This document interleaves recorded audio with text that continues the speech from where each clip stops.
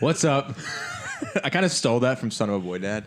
Like every episode starts where it's like Sass claps. Like there's like this little music and then Sass claps and like, welcome back to Son of a Boy Dad. And like this like really cringy voice.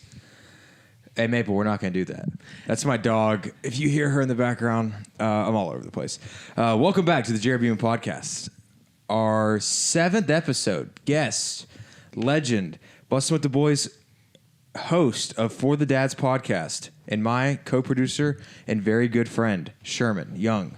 Thank you. Hey, thank you. Welcome to the podcast. Thank you. I'm excited. Feels way too formal. I'm excited to be on JBP, as the kids are calling it. I got to stop saying JBP. I loved JB. That was my first time hearing JBP. You never heard me say, I say it really cringily at work. Like when Matt was gonna get on, I was like, "You gonna hop on the JVP this week?" Yeah. And he's like, "Shit, I guess I might."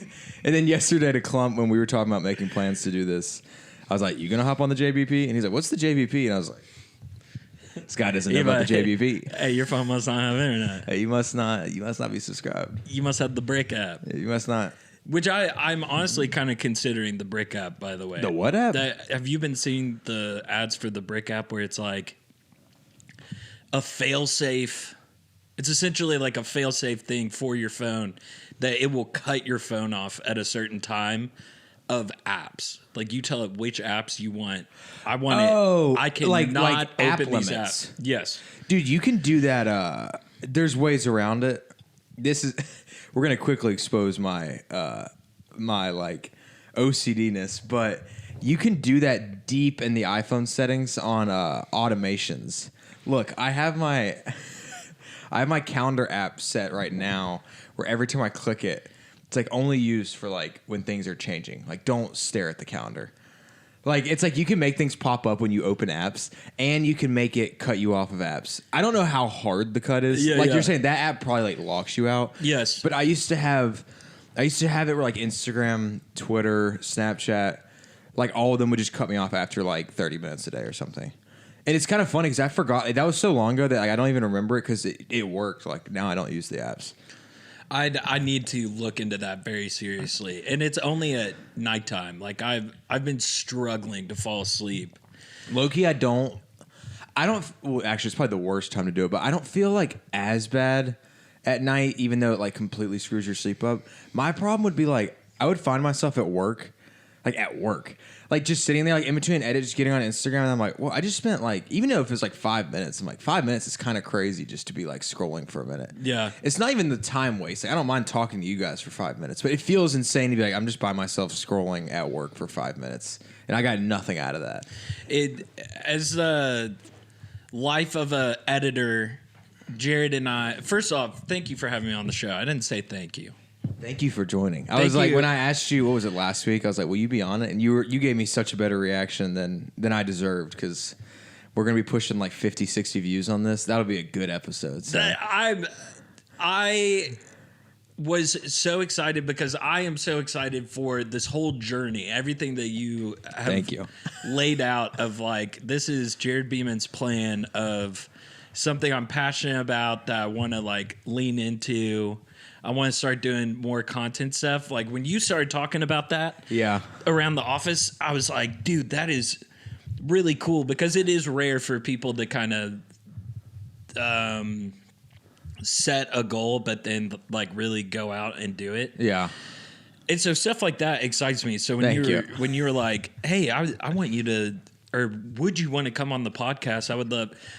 I'm like, dude, this thing's special to Jarod. Like, not like this is the biggest deal in the world to you, but it's important to you. Yeah, no, I'm like annoyingly obsessed with any like little thing I do. And you wouldn't tell from watching it, but it's like I get way too into this. Like the edit of it, the socials of it, the like all the nerdy shit. It's so funny. Like I think it's hilarious, like nice people, like my friends and family, like you, Mackenzie, people at work being like, dude, like I'm really proud of you for trying something new. Like I'm proud of you for pursuing something. It feels so like undeserved praise. Yeah. Like Maple. Even Maple's excited. Maple, thank you, Maple. When I'm like when you see what I do, that everybody's like, dude, that's so brave of you.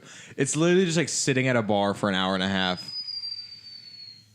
She's like, you're wrong, Dad. Maple, Shut up. It's more than just sitting at the bar. Dude, it is. I think about it when I'm sitting there. I'm like, yeah, this is what people tell me they're proud of. And I'm like just sitting at a bar for an hour just to go up for 4 minutes to like bomb. And I'm like, man, killed it. I think anything like that's cool. I appreciate it.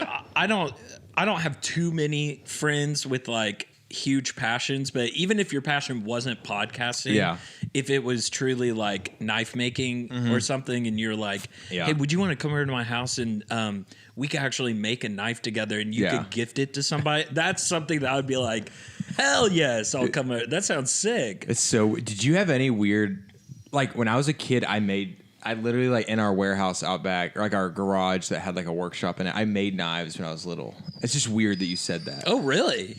Yeah, I'm gonna have to figure this out. But you said you made knives? Yeah, it's just funny that when you use the example, you're like, yeah, if you did something like make knives. I have a box of them somewhere in this house. I'll have to show you. But like, I don't know how I got into that hobby, but yeah, when I was a kid, I think it was like watching Duck Dynasty and stuff. And I was like, I think we already had a Dremel and like a stone spinning thing that like could cut metal. Oh, yeah. And I just randomly was like, I want to do a business like that. And I made knives, really bad knives for a period of my life that, like, looking back, it's like, what was my, like, imagine my parents being like, shit. If you He's not playing sports and he's making knives. And they were proud. Yeah. Jeez, I mean, I wouldn't be. Like, your dad just coming in and be like, Jared, you excited to go show the girls at school your knives? You gonna show No, Dad, I don't talk to the girls at school. Leave me in my knife shed. That's incredible.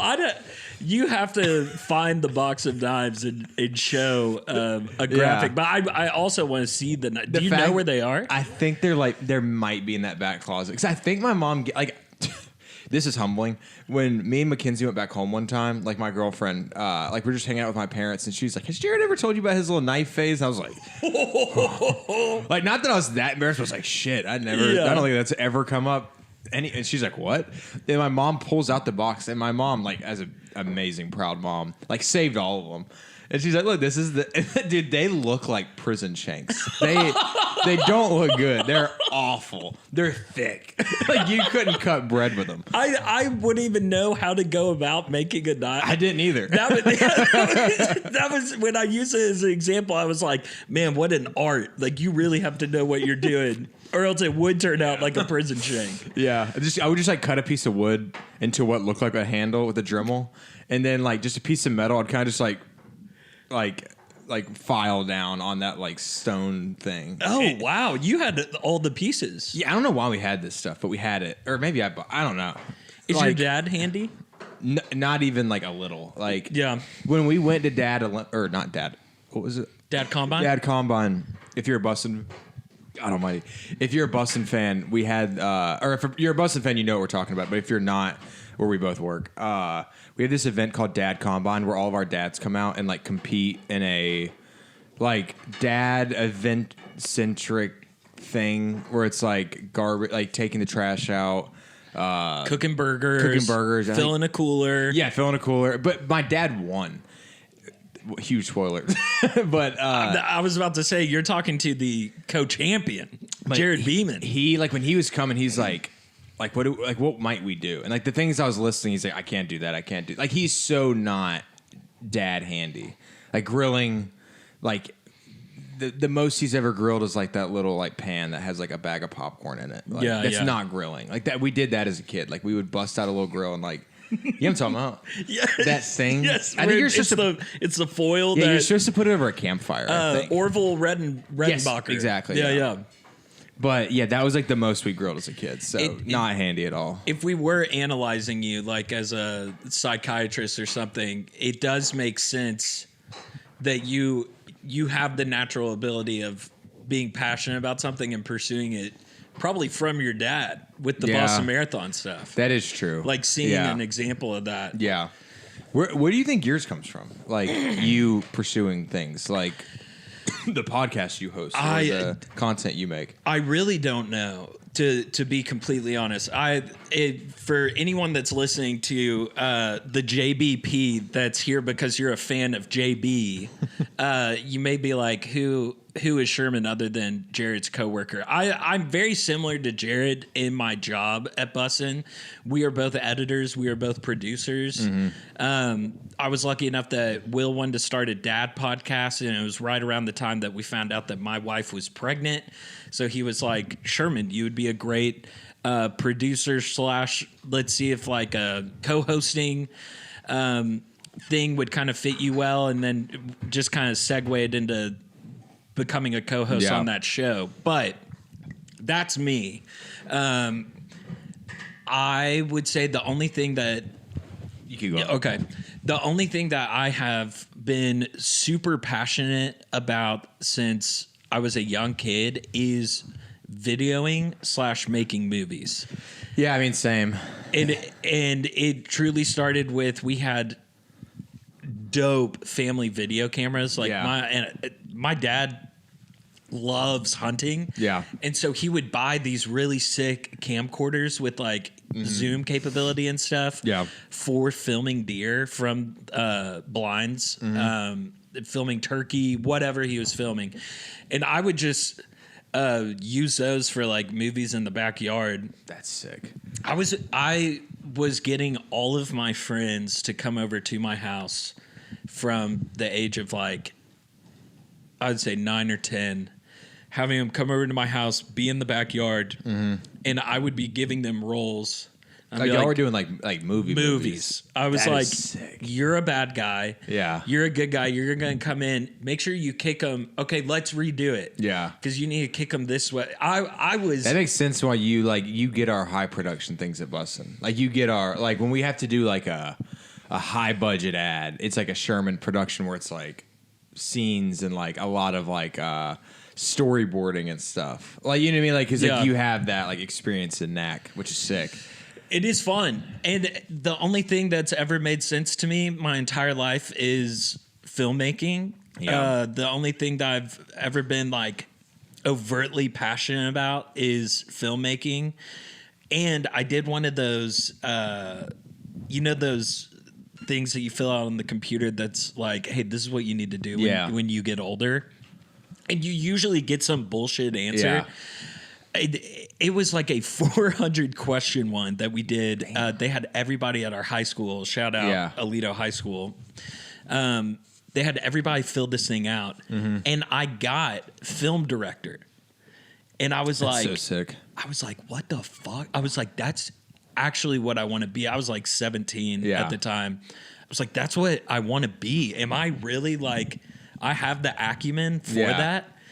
And I think that was the moment that I was like, okay, this is like a fun hobby and stuff, but I could study this in school. Yeah. I could. Did you study it in school? I did for my, I went to a school in California, Point Loma. Yeah.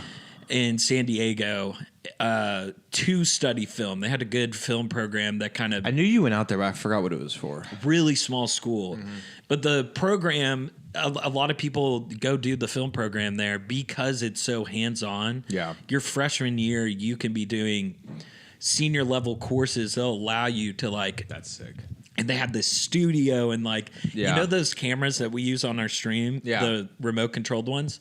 This was like circa 2012 when that was like, this is cutting edge tech. They're filming like MLB games with those. Yes. And they had like 8 of those at the school. That's crazy. And so I studied that my freshman year of college. Dude, I don't know why I didn't study that in college. Like, my mom was so right, but I remember I was so heavy on like you want to be like a film producer and like a film director and like something kind of like respectable. I just like I didn't want to be a YouTuber, but YouTube is what made me want to do videos. Yeah. So like I kind of wanted to like, which is our job. Like I wanted to produce for a YouTube channel. Yeah. Like I didn't want to be in front of it, which I mean, look at me, but look at my ass. Look what I've come to. Look at me right now. I made a studio. But I wanted to produce for a YouTuber, and it's funny because like the people I was a fan of were like the cringiest people alive. I think I've told you at work before, but that guy that's like a streamer now, Fousey. Yeah. His name was Fousey Tube back in the day. Is he the one that was doing he was like prophesying over the crowd? Yes. Dude, like he's fully... I won't be too mean to him because I think he is like manic or whatever the word is. So sorry, Fousey. Sorry, Fousey. But oh my God, like his cringiest work is behind him, honestly. The stuff that I was a fan of. Like just such obviously fabricated pranks. Like that he's admitted. He's like, yeah, they're fake. Like now that he's older. Yeah. Like these super fake pranks. It's funny in my head that like I remember seeing one of those on Facebook when I was really young. Like seeing it on Facebook shows you like how young that is. And I remember for some reason like it was like one of those social experiments where it's like dropping $1,000 in front of a homeless man and see if it gives it back to me, and like he does, and it's like sweet video. It's like that didn't happen. Yeah. Remind me in a second. I have a homeless man story, but it happened last night. But no, yes, I almost just want to go to that. But yeah, those videos, those cringy videos, which it's kind of funny. Have you ever seen like it's like me showing my parents a video like when I'm a kid, like and like what I would imagine like them thinking, and like. If my kids showed me a Fousey Tube video, they were so polite versus what they were probably thinking in their head. Yes. Like, they're probably like, what? Like, you think this is real? You're like 15. Like, you're pretty old. And like, my mom took me to a Fousey Tube show in Atlanta, and like, I met him. You got pictures with them. Yeah, if you go on his channel somewhere, I can't find it, but I'm in a vlog somewhere where he like turned the camera to me and him. I was like, you have the best little kid clips and pictures of you because and please pull up some pictures of you as a kid. Yeah. Because you are such a cute kid, but your face and your head are like the exact same as like what you are now. Yeah. So it's just like this little kid body, but like massive head. Jarod. Yeah. Massive. Just like the exact same thing, except my teeth were like spaced a little further apart. It's like the only thing that's changed. Yeah, yeah. And my hair is like bigger now. That's the only thing. The pictures and clips of you as a kid. For all the JBP sickos out there that want some more Jarod Beeman content, you have to start dropping memes of pictures of you as a little kid of like that feeling when the new JBP episode drops. That's a great idea. That would be funny. I might do that for this episode. I got to find a good picture. Mackenzie has good pictures of me as a kid. Okay, you were talking about the YouTube lore though. Yeah. Your YouTube lore is deep, and I would attribute that. How old are you again? 25. 25. Okay, so I feel like prime YouTube age. Yes, I'm 7 years older to where, like, to give you an idea of like what YouTube was to me. I was, I believe, in 6th grade. That would have been 2006. Is that when YouTube? I was 6 years old. Is that when YouTube dropped on the internet? Something like that. Okay. Yeah, something around there. I believe it was around that time, but I was like, holy shit, there's a place where I can put my movies. Yeah. And, what a different thought. And I would sit there and I would, dude, oh my gosh, it would take 2 hours for like a 1 minute long video to upload. And I had all this stuff, and I was like coming up with these movie ideas of just stupid stuff of like plot device. Oh, I have this CD case, and the whole premise of this video is going to be like, I'm a Boston guy and like I need my CD. Where's my CD? And I'm like dragging my brother around who's 4 years older than me. And I'm like, you're going to be the person that steals the CD from me and I get it back from you. Do you have these still? Oh, dude, I wish. Yeah. I guarantee you that they are somewhere on like little cassettes. Yeah. But the actual YouTube page. Yeah. Dude, I have this YouTube page that a little bit of lore on me. I actually had a video on YouTube that hit 1 million views back in like 2008. Like back when like it was called Cheerleader Dies, and it was me as dressed up as a Powder Puff cheerleader at our Alito Middle School Powder Puff game. I did a cartwheel, and mid cartwheel, I just went like this and on purpose to make people in the crowd laugh. My parents are there filming. Oh, this is so cute and fun. Yeah. I'm like, oh, I know what will go viral. And I threw the soundtrack of The Last of the Mohicans, a movie with like a really dramatic score. Yeah. I put it behind that. The clip goes where I fold like that. Text comes on screen that says, "She died." And it got, and it got like 1.5 million. Yeah, that's like it's $1 billion for inflation. Oh yeah. And who was the YouTube guy? You'll 100% know him. Kind of Mediterranean looking, thick rimmed glasses, skinny tall guy. Mediterraneans. He's like kind of olive complexion. Okay.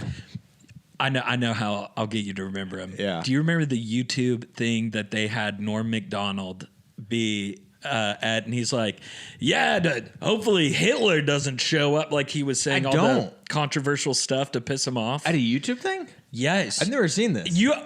I'm gonna this watch is like this now. two of your I was at 6. I love Norm worlds. and I love YouTube. I never knew he like did anything with YouTube. Here, let me pull this up because I gotta find what the name of that guy is. But let's do Norm Macdonald. I just didn't know he did any like YouTube-esque things. Award show. They like had him co-host. I love that. And I somehow did not know that. Dude, this is going to be one of your favorite clips of all time. Oh, I'm so excited. Because they wanted it to be like super friendly and fun. Yeah. Like, hey, it's YouTube. Yeah. And Norm Macdonald's like, yeah, I hope the Jews don't show up because then Hitler's going to be pissed. Like, just saying shit that so they're like, cut his mic. Cut his mic. Why would they invite Norm Macdonald? No, but there's probably all they could get. This guy right here. Oh, I don't know who that is. That's not it. I don't think I know who that is. He was like a big YouTuber back in the day. Wait, here, let me click on this video. So sorry for everyone listening. I don't know how good at podcasting this is. I can just cut it. His name's Kasim G. But he used to be for kind of the older YouTube crowd. Kasim G was a pretty big deal. But he would go around Man on the Street style in L.A. and he'd be like, hey, what's the most fucked up YouTube video you've ever seen? And these two drunk girls on the beach in L.A. were like, cheerleader dies. And really? Yes. Oh. And I was in high school when this happened. And Kasim G's like, what the fuck is that? And they're like, she's a cheerleader. She fucking dies. And I'm sitting there like, I can't say that is not the loop I was expecting. Oh, it was crazy. Because I forgot what we were even talking about until I heard cheerleader dies. Yeah. Oh. And so it was like this, it gave the video the bump that it needed to go like over 1 million. That is crazy. And all the comments were like, or who's here from Kasim G? Who's here from Kasim G? But how we got here is, Sherman, do you still have those YouTube videos? The answer is no. Yeah. Back in the day when you would delete a email account, it would delete your YouTube. Yeah, that's true. And I didn't know that, and I lost all the gold and magic that was on It's so YouTube. depressing. I've lost most of my YouTube channels. Actually, this one I've had since I was like 15. But I had like little kid YouTube channels that those videos are probably like insane if anyone could find those, if they still exist. Gosh, I had a hiccup that whole time. So the homeless man thing. Yes, please. Before I forget it, this might not even be funny. This might be just more like it's kind of sad. Last night, me and Mackenzie were sitting here at like 8:30. No, he didn't. It's not at the house. Oh. I live in and then the door opens. The reason why I'm so concerned, Jarod and I live in the same neighborhood. Like probably less than a mile or less than a mile down the road. Yeah. It feels like less than a mile. I walked your house the other day. I think it is 0.7. Oh, yeah, it feels like less than a mile. Is that Mackenzie? Welcome back. Sorry, Mackenzie got home, so we went and said hello. But the homeless guy story. Again, this may be a miss. I don't even know if it's funny. It's kind of just something interesting that happened last night. We were sitting here, like we were saying, like we're neighbors. That's why you were concerned. But we were sitting here at like 8:30, I think. We'll just say it was 8:30. in that ice cream shop by our house. I won't say the name of it to not dox us, but that's on. It's on the main road. Yeah, the main road. It's like a little Mexican. Yes, like it's amazing. We went. We've never been, but dang, I need to go. Well, maybe don't after this. So we go at like 8:30. They close at 9. We felt bad, and we're like, we'll kind of feel it out. Like if they're trying to close, we'll just leave. The girl was so nice. She's like, oh, like you're fine. Like you can try whatever you want. Like super cool. And it's like they have a million flavors. It's awesome. So then we're in there for a couple minutes, and this homeless guy just walks in. And it's like now it's like 8:45. They're about to close, and like she instantly recognizes him. It's like nope. It's like this like older white guy. She's like, nope, go. I'm gonna call the police. Yeah. And he's like, no, like I'm staying. This is his spot, dude. This is his spot. I mean, so then now it's just this girl that's alone, like the girl that's working the counter, Mackenzie, and me. And I'm like, well, I'm the only guy in here. Yeah. It's like if anything goes down, I have to do something. So then like we just order our ice cream and ignore him. The girl could not be like more polite to us. She's like, I'm so sorry. Like I promise you I'm not rude. Like, we have issues with this guy. Oh, I'm sure he's done some crazy shit. We were saying, we're like, he's been there a lot. Oh, yeah. Like, you could tell. And, like, she's handling it like a pro. Especially, like, I was telling Mackenzie, I was like, if I was alone at this ice cream shop at night, let alone, like, she's a girl alone there. Not, like, sexist, but, like, terrifying. I'm a dude, and I was scared. And there's 3 of us in there. And she just was like, nope. Anyway, so we get our ice cream. We leave. And she's kind of following us out. Yeah. Kind of like the girl, like, because she's like, I'm going to walk. And the guy left? No, still there. He's still inside. Like, the whole time we're trying ice creams and, like, talking, like, on this side of the shop, he's just sitting by the door, just like, oh, motherfucker. Oh, God. And we're like, oh. And I'm kind of like, shit. Like, this sucks. Like, I have to act like I'm a man and, like have to, stand up if something happens, which luckily nothing happened. But when we're walking out, the girl's like kind of like behind us to lock the door behind us, like because she obviously wants him to leave. And I just tried to do a little like when we opened the door, like Mackenzie went out to the car, made sure she was there, and then I opened the door and was like, "Hey, brother, like they're closing up." He's like, "All right," and then he kind of walks out, and then when I walk to the car, he just goes right back in. And then I just see it's like this girl like standing off with him, and he's like, "Oh my God!" And I was like, "Do I go back in there?" And I like tell him, and she's like, "Should we call the police?" And I was like it just felt like something that would probably end quickly. Yeah. I didn't think he was going to like kill her, but I was like, still. So then I go back in there. It's so awkward because, like, I'm the most untough guy. And I was just like, I just opened the door. He's like, I was like, hey, they're closing. And he's like, I know. And I was like, brother, they're closing. And he just, I know that. And it just starts like kind of mumbling and yelling at me, but he left. And then she just closed the door and locked it. And I was like, bro, she victory. was probably so stoked that you did that. Yeah, I was. Me and Mackenzie were just driving home after. I'm just dead silent for like 2 minutes. She's like, "You good?" I'm like, "Yeah, I'm fine. I'm just a little shaky." Bro, the homeless around this area is not as concerned. I have a story. I don't think the homeless is that bad here. It's not that bad compared to most cities. Like, yes, I also have never had a problem with one. The only thing that's happened to us in Nashville that already, but I'll tell it for the podcast, was there's a 7-Eleven near our house. Oh, never mind. That's bad there. And it is bad there. And we were driving home from a movie theater, turn right by that 7-Eleven, and there's a bus stop with like a rain covering where a lot of... Same road as the ice cream shop. Yep. Yeah. And a lot of homeless hang out underneath that bus stop. We had just moved here. Mm-hmm. Jill and I are driving past it. I'm riding passenger because Jill gets a little car sick. She likes to drive. Jill is my wife. And as we're driving, my passenger window explodes. Do I know this? Have you not heard this story? It was before you started. I don't think I know this. It was before you started at Bussin'. Passenger window explodes, but doesn't completely shatter. Yeah. And there's a hole about bullet size in the window, and I'm looking at it, and I look back at Jill, and I look at it again, and Jill goes, "Oh my God, Sherman, are you shot?" And I just instantly go, "What the fuck?" And I like start checking myself. I was not shot. surmised that a homeless person threw a rock, essentially, right when we... Yeah, I think you might have told me this a long time ago. Yeah. But I just didn't know the theatrical, like... Oh, it was crazy. It shattered on you. I don't think yeah. That is... And so we called it in to the cops, and we're like, 30 homeless people hang out in this one area. We're driving by it at 10 o'clock at night. Yeah, it was probably a homeless person that threw a rock. Yeah, and last night, this dude, like, when we were thinking about calling the police, I'm like, what am I going to tell him? Like, he wasn't like, I'm going to kill everyone. Like, he just was, like, probably a little, like, strung out and, like, wanted something. Like, he probably either wanted food or what. Yeah. Oh, dude. I have 2 homeless stories now. All right, go ahead. I want to hear it. Okay. First one, I'll make this one quick because it's not...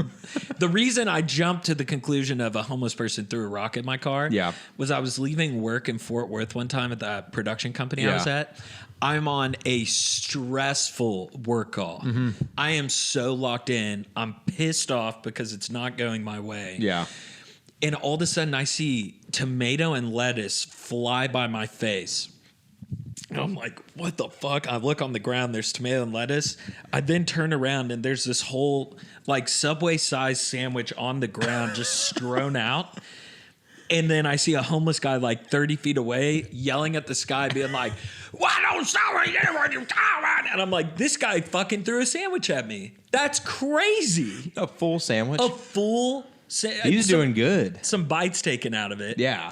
But yeah, he throws it at me, and I still remember going back to the phone call and going, I am so sorry. A homeless man just threw a sandwich at me. And there was like silence on the phone for a second. They're like, are you okay? I was like, yes, I'm okay. What were you saying? I did not hear what you were saying. That took me out of it. And then the other story, when I was PAing, Jarod, have you talked about that on your podcast? Me PAing? That you PA'd? Yeah. Like, no, I don't know why I said yeah. No, I haven't. Like, the only, like, I did, like, shitty little short films. But, like, Neighbors 2 was the only cool one I did. Yeah. Where I got to hold, I can tell that story after, but go ahead. Yes, and you should. Yeah. Because your production assistant stories on Neighbors 2 is fun. Probably the only story worth telling is there's a movie called The Hate You Give that was like a YA novel. Yeah. And I PA'd on that set. I was in Atlanta for like 3 months and worked my way up the chain as far as like went from your generic PA that was just getting breakfast and lunch orders to they started putting me in charge of background actors. Yeah. And for anybody outside of the industry, talk about one of the more interesting jobs. Yeah. Because some of the people that are showing up for these casting calls of background actors are homeless people. And I think the story you're about to say, you either told me or I've heard a similar story on a podcast. I maybe have told you this story. Yeah. But we're doing this huge shot where it's like if you watch The Hate You Give, it's one of the opening scenes where the mom is driving the kids to school. Mm-hmm. And it's kind of establishing the neighborhood that they live in. And it's this really cool historic street in Atlanta where they have this huge car rigged up with like 4 cameras on it. And essentially, they're just driving down this one stretch of road. Yeah. And there's all these checkpoints of background actors that PAs are waiting. I do remember this, like alleyways to be like, all right, and go Jarod. And then you're like, okay, background actors, y'all start walking down the street and stuff. Go Sherman. Okay, now my actors are going. And right when it's coming to like go Sherman on like the 4th take, and these takes are so stressful. They take 30 minutes to set up. And if one little thing goes wrong, cut, reset. What the fuck are you doing? Get your people together. How long it... The Neighbors one, we were there from 1 p.m. until like 5 a.m. And that was all for a shot that's literally like 11 seconds. That's like a transitional shot. Yeah. It's just Zac Efron running down the road. Like, no one remembers that shot. But anyway, go ahead. But it'll take hours. Yeah, it took all day and night. Oh, yeah. Yeah. And, for this shot, essentially, I'm in charge of 6 background actors. And, like, the 2 old ladies, when I say go, they start walking down the street. Young boy and his mom cross the street. And so does this. right before we're about to go, homeless guy walks up. Hey, what y'all doing? What y'all doing? And all the background actors like, we're trying to shoot a movie. Like, get out of here. And he's like, I want to be in a movie. Everybody's like, oh my gosh, what do we do? I'm 22 at the time, 23. This is my first job out of college. I have no idea what to do. Yeah. And just when they're about to be like, go Sherman, all of a sudden they're like, oh my God. And I turn around and the homeless guy's sitting there with his eyes in the back of his head going, full on seizing. And I'm like, what the fuck? All of a sudden, like, I smell this metallic-y, like, penny smell. I'm like, what the fuck is that smell? I'm like, what's going on? And trying to get my bearings. And one of the background actors like, he just smoked some crack. He fine, honey. He fine. And they like put him off like on the sidewalk. We end up doing the shot. I get yelled at because they're like, go Sherman, go Sherman. And then like 10 minutes later, he was up and at him and totally fine. That is so. It was the craziest shit. I misremembered that story. I thought he like joined the shoot. I thought he did. He did. Yeah. Did he like become one? Oh, and he like at the end of the night was like, "Where's my check?" Yeah, I was about to say he definitely was wanting them. Where's my check? And we're like, well, you have to give us your social security number on this I-9 and and a home address so we can mail you a check. And he's like, I ain't doing all that. Where's my check?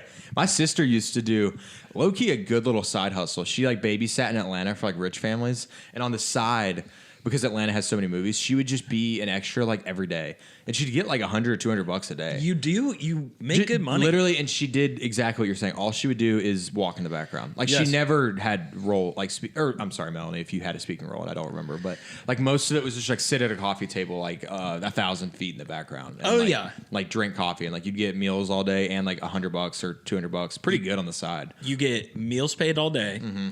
The other part that she would probably say if she was doing a side gig as well. Yeah.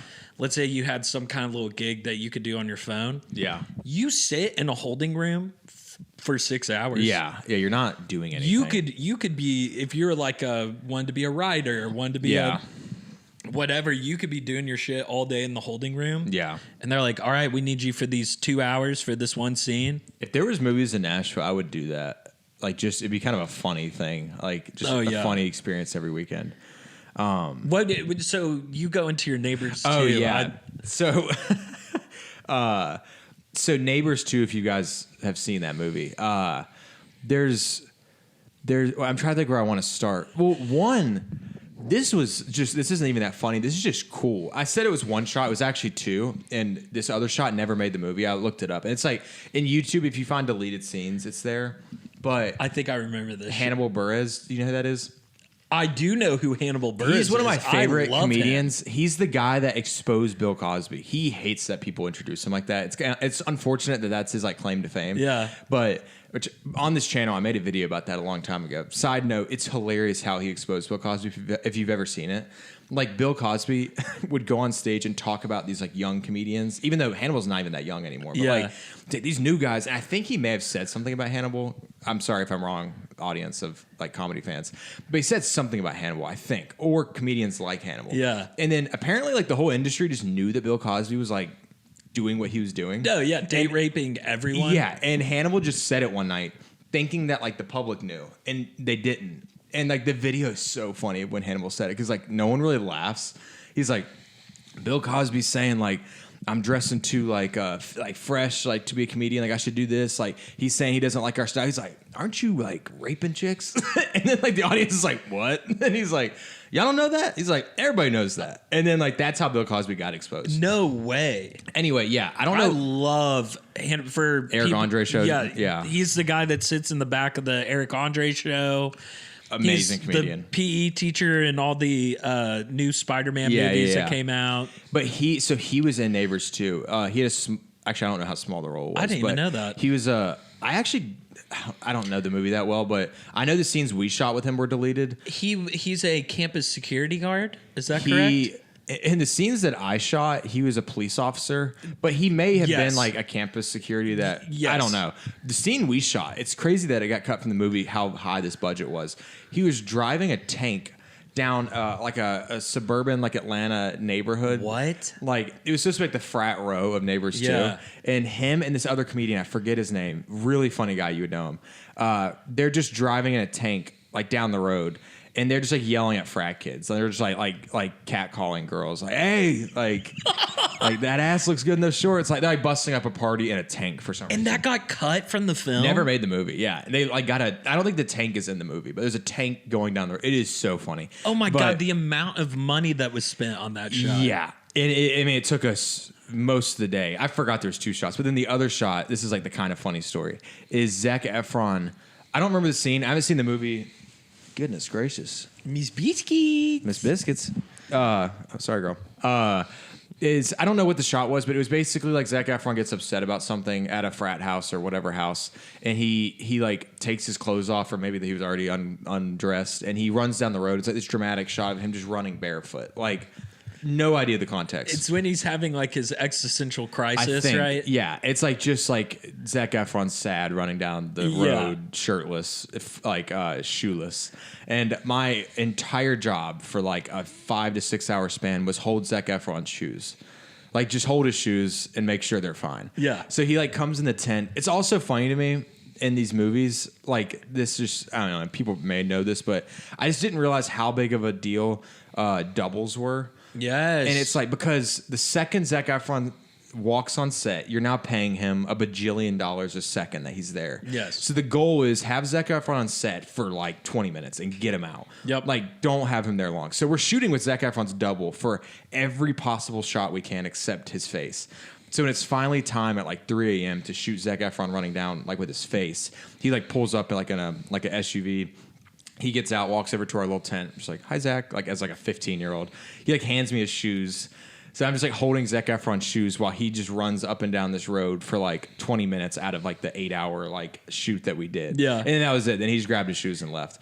It was just, and then I remember like trying when he grabbed his shoes to leave and he's like kind of talking with some of the crew like before he gets in his car to leave. I remember like trying to join that conversation as a 15-year-old, just like not like no, like not even like getting brushed off, just fully like my existence wasn't there. Just like being like they'd be talking about something, but and like I would try to say something, and it's just which like why would I be talking? Like they gave me this nice opportunity to like shadow on a set, and like I'm trying to talk to like Zach wasn't even like, oh yeah, buddy. Like it just was like you don't exist. I'm sure he's a nice guy, but it was like.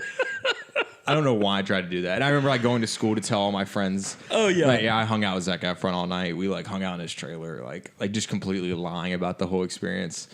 But there's nothing in this world like a film set. Yeah, and it truly the show the studio on Apple really does a great job of illustrating it. It's like every cliche you think it is exactly like that. Especially like PAs getting coffee. At least the set I was on, like they do get treated the way that they do in these shows, like the studio. 100%. Like it truly is like, what the fuck? You don't have my coffee? Like it is insane. I was never mistreated on the set of The Hate You Give. Yeah. The producers on that show were awesome. It was like Tim Bourne. It was God, I'm blanking. Marty Bowen. Yeah. Some big names. Yeah. But like they would 100% do hazing stuff of like Marty Bowen kept on calling me Spencer. Begging for me to correct him. Yeah. Because then once I corrected him, then I was going to be like, why the fuck should I know your name? You know, like I knew he was going to take it to the next level. So he'd be like, hey, Spencer. I'd be like, yes, sir. And I just never acknowledged that my name was not Spencer. I was so minuscule. I don't even think no one talked to me. I think it was just like, I kind of was just there. Yeah. They were really nice. No one was rude, but it was just like. But you see crazy shit. Somebody got fired over the walkie. Did I tell you that story? No. Yeah, I think so. Yeah. Yeah, everyone has walkies on a film set, and Channel 1 is the main channel where you can hear everything that's going on on a film set. You could be 400 yards away as a PA, and your job is to make sure that nobody drives down this road 400 yards away, and you're protecting the set. That's your job all day. Yeah. And you go get lunch and then you go back to that spot. But the entire day you're just hearing like, all right, cut, we're moving on, let's reset. So you're hearing everything. This locations guy mouthed off to the assistant director on Channel 1. Yeah. And thought he was so cool doing it. Like he said we had some street closed down for like 4 hours and it was getting to the end of the time and the locations person is like, the city of Atlanta will shut down this production if we go past 4 o'clock. They don't care who the fuck you are, assistant director, like says his name. And the assistant director is like, hey, everybody that's on Channel 1, let's make sure to wish Todd a happy, whatever, because that's a wrap on Todd. Oh. Todd, that's a wrap, buddy. We'll catch you later, whatever. Fired him over walkie. That is so insane. Dude, it was kind of badass. Yeah, I mean, that is sick. Imagine Todd, though. Oh. But, dude, he was an asshole. Yeah, I was like, mustered up the confidence to say something, and then, He had been a dickhead, throughout. Like, it was warranted that he got fired. That's good, then. Yeah. It was a good, humbling experience for the locations director. Dude, this one guy, this is the last thing I'll say about the Neighbors 2 thing. That night, like, because we're shooting all night, and there was... which this is kind of like you're saying, these like seemingly useless jobs until you need them, like once out of every 8 hours. There's a guy that, and he was funny on the walkie. Like everybody's laughing, like because everybody's acknowledging how funny it is that this is his job, which is useless. There's a crane up in the air because we're shooting all night, but it needs to look like daytime. So, I mean, I don't even know still at the age of 25, and I've worked in production for a while. I don't know what light we were using, but at the top of this crane, we basically had an artificial sun that made the entire neighborhood daylight. Like, truly, it looked like daylight outside. Yeah. Like, after a while, you're just like, it's the daytime. And then if you looked in the distance, you're like, oh my God, it's pitch black. It's 3 a.m. Yeah. But there's a light that is so big that is making it daylight. It's like rectangular shaped, I think, yeah. And it's flat on the bottom. Yeah, and it's making the whole street light. I don't know how, but there's a guy that his job is just to sit with the light up there. I don't know if he's turning it off or on. Like it never turned off. Anyway, he just sits with the light all night. Don't know why. But we had to do something with the light, maybe turn it down or something, and he fell asleep hours ago. No. Yeah, and he didn't get in trouble, luckily, because everyone was like, I mean, yeah, he's doing nothing up there. So everybody's like walking to him, and I think it's one of those cranes where like he has the control up there, so no one can get to him. And like, you can't throw anything to him, like... Because he's so high up. And it became a thing where like we were delayed for like an hour because we could not wake this guy up. Because he was asleep. Yeah, and luckily like the directors, like everyone acknowledged that it was funny. Yeah. And like he didn't, I don't think he got in trouble. I mean, maybe he got fired behind the scenes, but everybody's like Chris, like, can you move that light? And they're like, can we get eyes on Chris? And then it's like, oh, Chris is asleep. And it's like, yeah, he's just been knocked out up there for so long. Oh my God. It was so funny. I remember being like, these guys might be cool. Like the directors, because everybody's like, Jesus. Like, and everybody's laughing, not like mad. They're like, well, let's figure out how to wake Chris up. Yeah. I don't know what they ended up doing because they can't get up there or talk to him. I don't know what they did. He may have just woke up eventually, but...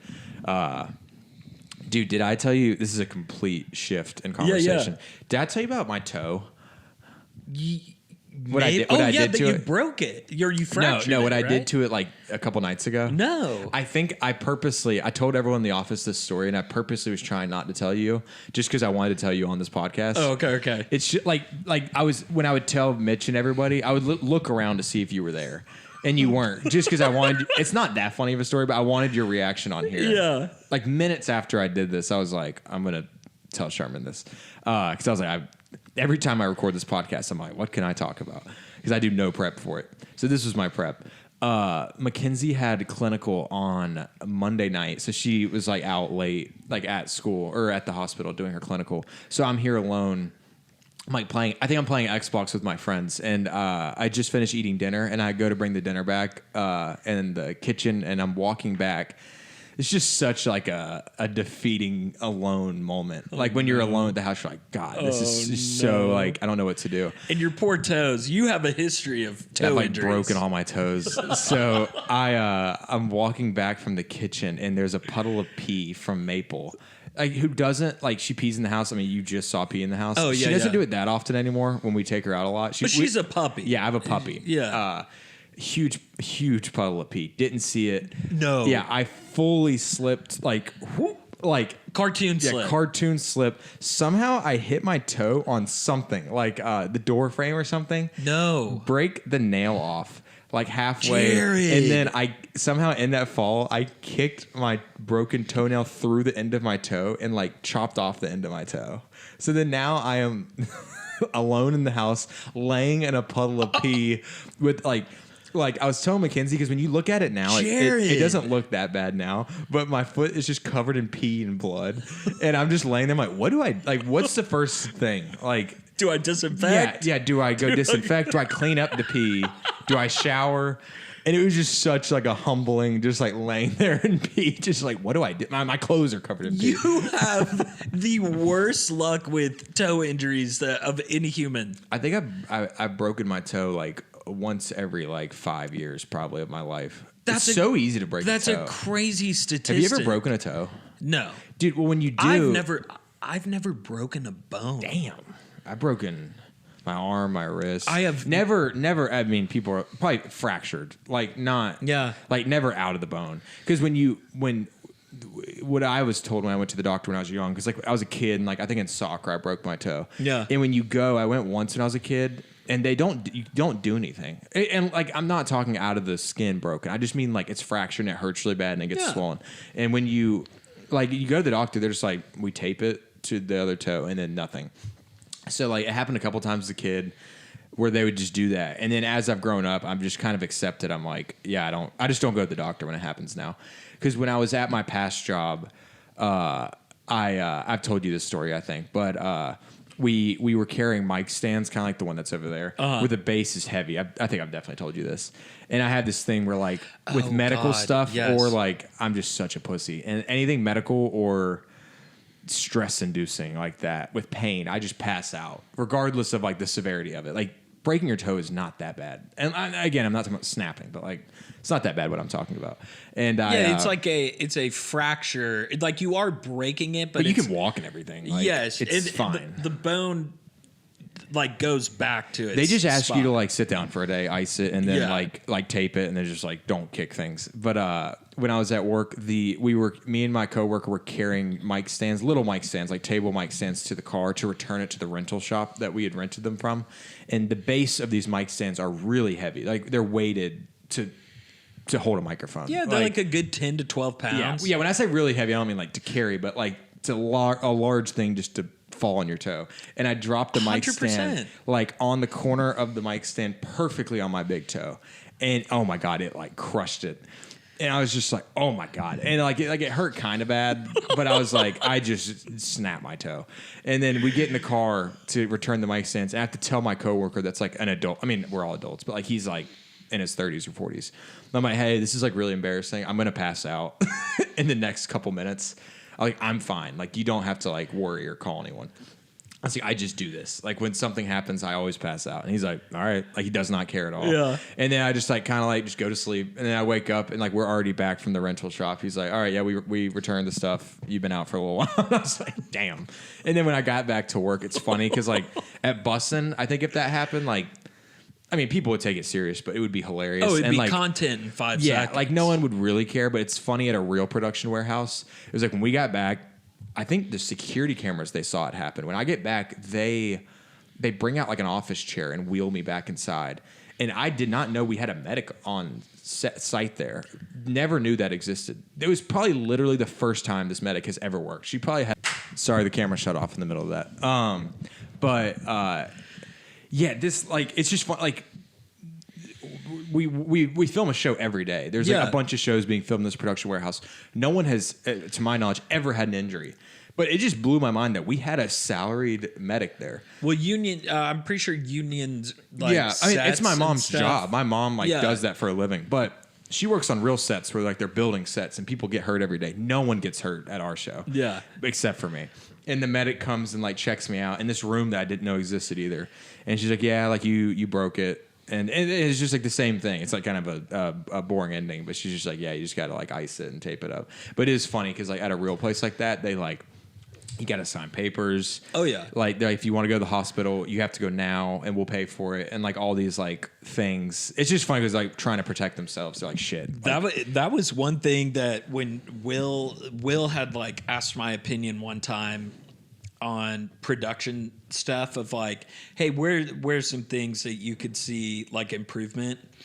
And I was like, one thing that comes to mind is at the Beer Olympics with like everybody, with everyone hammered, and we're by a pool. And You stuff. should have a medic there. We should have a medic. Legally, like he probably has to have a medic there for like what's happening at Beer Olympics. When I brought it up, Will's face was like, oh fuck, we 100% should have. Like one. if he looked, maybe I won't even open that door. But if you looked into like the logistics behind that, like he probably had to have a medic there. Oh, if you're talking like a company filming this thing, 100%. Sometimes I think about it. I'm like, our job truly is like make believe. Like it's we work at a make believe place, and to be honest, we are like, I remind myself this with Bussin' with the Boys a lot, is that I think of like the Wild West, like the true Wild West, and people are like, we're in the Wild West age of the internet. Yeah. Which I'm sure we are. Yeah. And when the West was being developed and like there are actual gunfights happening and the railroads being built through the Wild West, like crazy disorder that makes zero sense. And when you look back on that time, you're like, I can see why there's so many movies being made about the Western age. We are truly in the Wild West of digital content, but our office at Bussin' with the Boys is not a real place. We are, and this is not like a glaze session. This is like, I think this is fun to talk about for people to listen to.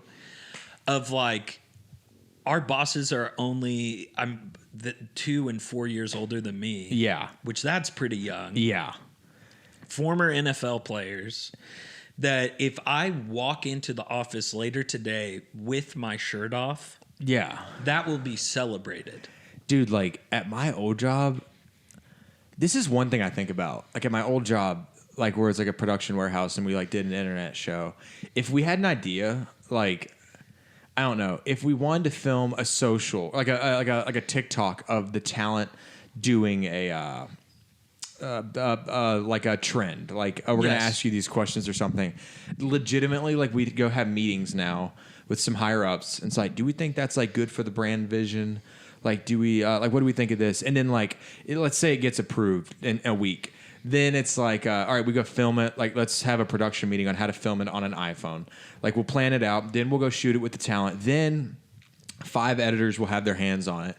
And like 6 post-production managers will have their eyes on it. Before it ever gets posted that someone else will need to review. It's like, tomorrow, I could take a video of Will taking a shit and like have his dick in it. Yes. And like probably not get fired for posting it. No.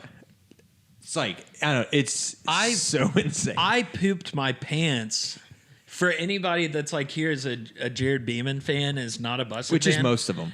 JB Pierce.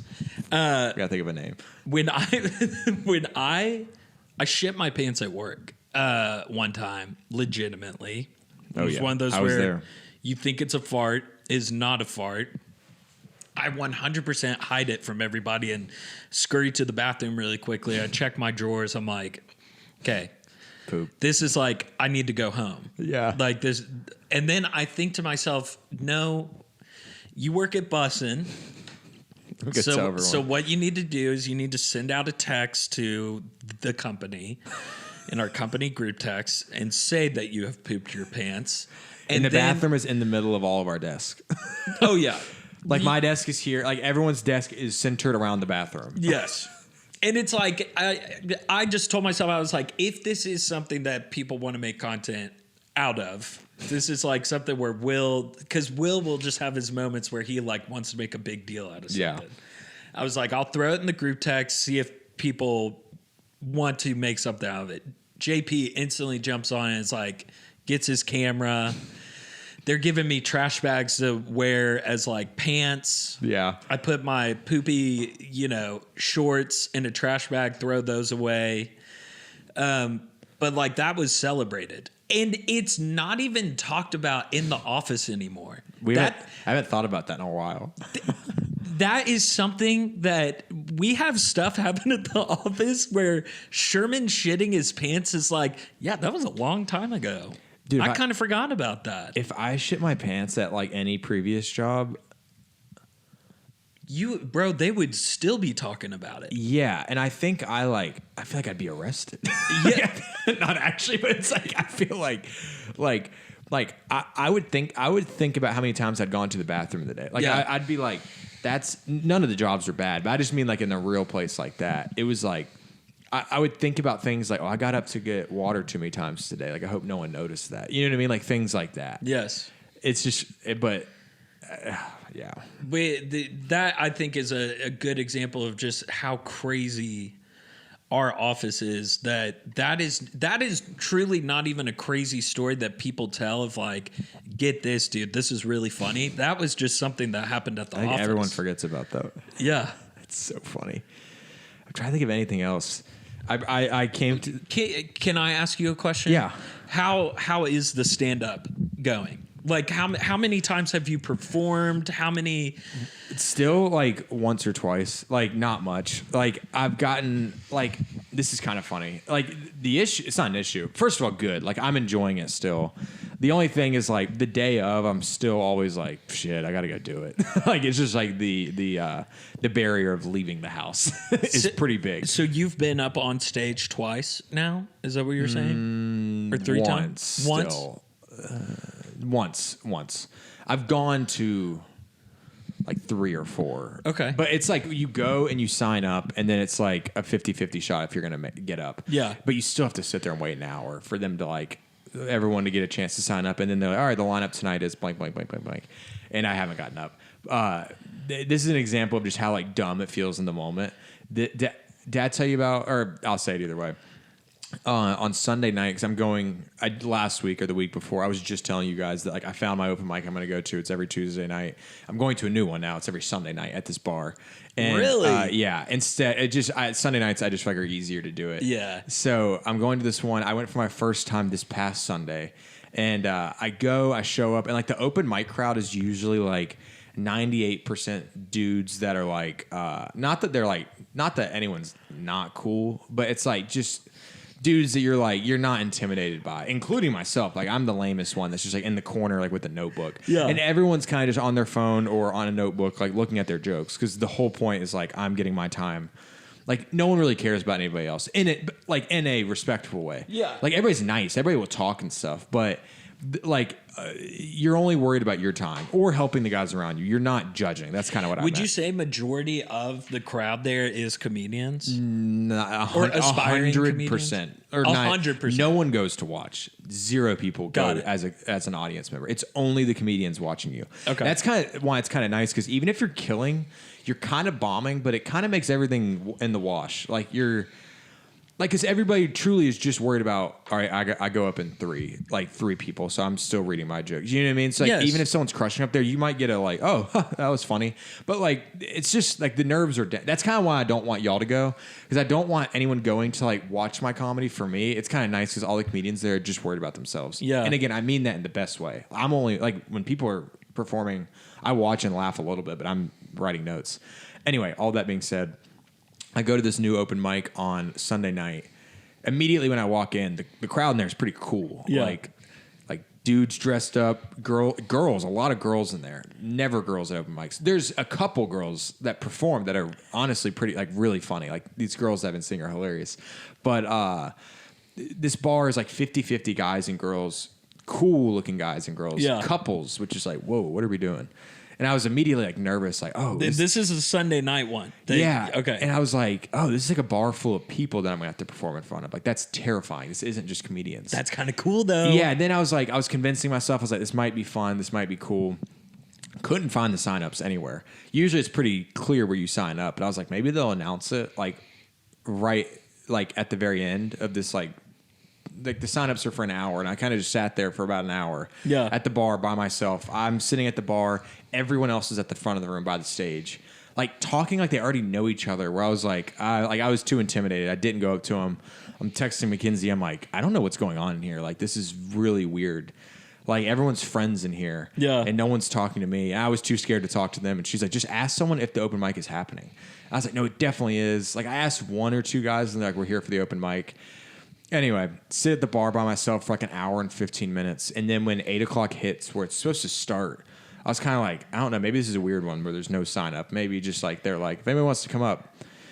8 o'clock starts. Everybody in the bar now just goes to the front of the room, like by the stage. And I was like, all right, like maybe I've never been here, so maybe it's happening now. Yeah. So I go up to the front. Sorry, guys, the camera keeps dying. This is the last time I'll use a Canon. I'm just going to use the Sony from now on. Remember, I was like, yeah, I've never had issues with this. Yeah. It films nonstop. Anyway, yeah, everybody. Thank you. Welcome to Son of a Boy Day. Yeah, this edit's going to be brutal. So then everybody goes up to the front of the bar, and I just kind of join. I'm like, all right, maybe it's happening. Projector turns on, lights dim. The stage, no one's on it, but everybody's watching a projector. Yeah. And did I tell you this? No. Like a singing reality show comes on where it's like Keith Urban hosting it. It's like, welcome back to blank, blank, blank. And this week, like, we're going down to Nashville. I find out very quickly that the open mic was canceled because a friends and family group of a contestant on this reality show have rented out the bar to watch them on the show. And I am the only person in this bar that's not with the friends and family. Oh, dude. And they go, everybody has their phones out recording it. And they're like, and like this week we have Ashley. And everybody's like, Ashley! Like feeling, I'm like, oh, dude. I feel like the biggest idiot on earth. I just look around, I'm like, oh. That's brutal. It was like truly like, I just started laughing. Like, I was not mad. I was like, what? And that's why you're looking around, you're like seeing couples and stuff. You're like, oh, okay, this is kind of interesting. That's crowd. why I was like, and everybody's like dressed up, like cowboy hats on. Like, it makes total sense now that it's a watch party for a singing reality show, like an American Idol-esque show. Yeah. But yeah, so that's but I'm still going. But yeah, I have not gotten up very much. But I think I'm going to keep running the same bit. Luckily, because I haven't been to this open mic where I can kind of work this one out a little bit. But I've been writing a lot. Are you doing like the same joke that we've discussed? Yeah, because I've only done it once. Okay. I did that joke once at another place. So I'm going to try to hit that joke. I've made some notes to it. I kind of rewrote the ending a little bit. But yeah, I'm going to do that joke at this place a couple times, I think. Do you have any other material that you've been working on? Yeah, I have like 4 jokes, I think. Really? None of them are complete, but like... 4 like 1 minutes? Actually, like these, I haven't worked out enough to... I don't know how long they are. Yeah. But I have like... honestly, they're probably literally like 45 seconds. And JP helped me write these. One which I said on the podcast a couple weeks ago that this will probably be the only time I do this because I don't want to like burn anything as if I'm doing shows. Yeah. But it's the way I'm about to deliver this is not funny. I'm definitely not going to clip this because I've said this on the podcast. It was when I was with Matt and I brought up this thought with Matt, and then it's kind of a bit now that I'm working on to try to make funny. It was not funny how I said it last time, but basically just the premise of going to a doctor's office. Did you see that clip? No. Where it's like before you go to a doctor, you get an email that's like you're pre-check-in, and you fill out like 5 pages of like your symptoms, things you're allergic to, all that. Then you turn that in there. All right, you did your paperwork for the doctor. Then I got to figure out a way to make this actually funny. But then when you go to the doctor, because this happened to me when my back was messed up, so I got to fill that out. I'm in pain. I'm like not wanting to do more paperwork. Then you get to the doctor, they give you a clipboard. It's the exact same paperwork. Yeah. And I'm like, oh no, I did it online. They're like, no, you just got to do it again. I'm like, okay. Fill it all out. Like write a paragraph about like what's going on. You know what I mean? Then you get to the room with the young person, like not the doctor yet, but like the young nurse person or whatever. She's like, all right, so tell me about what's going on. And you're like, I've written it down twice in detail. I've spent like a combined total of an hour telling you what the issue. Like, do y'all just shred that? Like, where's that going? But I always give her the benefit of the doubt, explain the whole thing to her. Yeah. Then it's like she leaves. Then the doctor comes in. Just no one talks to each other and no one reads the paper. Then the doctor's like, all right, so what's going on? It's like, what is the point of... They're 100% keeping you busy until the doctor comes in. But then what is the point of anything else in that process? Obviously, I'm ill-informed, and there is a point to things. Yeah. But it's like, who reads the thing that I did online? Who read the paperwork that I did? Like, who? Then why is that lady, that comes in, maybe she'll talk to the doctor and tell, nope, I have to tell the doctor again. And then follow-up doctor's appointments to that one. It's like, all right, here's what you're going to do. Then I go to the next one, and then it's like, we're starting from day 0. And they're like, so what'd you come in originally for? It's like, this is, what? Like, I've already been here once, and I've met you before. There's got to be some kind, it's probably insurance purpose-wise, but I know exactly what you mean. And there's a really good joke there. There's got to be something in there that I got to figure out. But me and Matt were talking about that. Sorry if anyone's actually watched like all the podcasts. I've said that exact story before, but it just blows my mind. And Mackenzie's told me, like, she's explained it, where it's like there's reasons for it, but it just feels so pointless. Can I pitch something to you Please on do. the podcast? Yeah, I saw this clip. So I'm a massive fan of I forget. So it's Almost Friday TV. Oh my God, I love the Friday Beers guys. Love them. Their sketches. Angus. I don't know their names, but yeah, Angus and something. Angus is the one with the dark hair. Mm-hmm. He's the funniest one by far, and that is not taking a shot at anybody else on that show. They are all hilarious, but on his podcast, he did this bit that I was like, dude, Jarod Beeman would murder you, putting it in your own way. But essentially, the joke is that he is pitching a joke. I've seen this premise, like where they pitch things on the show. Okay. Yeah. He has an actual comedian that's like doing a show. Yeah. And he goes, oh, okay, so when's your show? And it's going to be tonight, blah, blah, blah. I actually have a really funny joke that I think you would really like. Can I pitch it to you? Yeah, absolutely. Okay, so you're going to it's nighttime, or it could be morning. It doesn't matter. Like, it could be night or morning, but it's night for this one. It's going to be nighttime, and you're going to your house, or like let's say it's a friend's house. It could be a friend's house.